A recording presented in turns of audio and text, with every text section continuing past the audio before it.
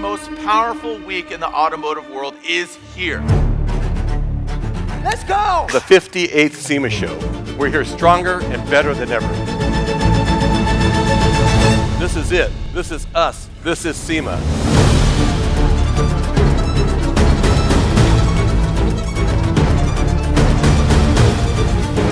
Here at SEMA, it's always important to be here to meet with our customers and also meet with our OEM suppliers and look at other opportunities in the future.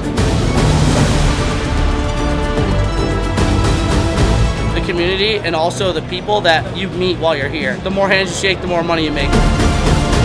Whether it's taller, whether it's faster, whether it's cooler. I mean, people want to make the product theirs. So it's really important, frankly, for the OEMs. My favorite part about SEMA is the crowd that builds up and obviously meeting our dealers. There are trends happening that I wouldn't have looked for, and now I'm going to go out and look for stories along those trends.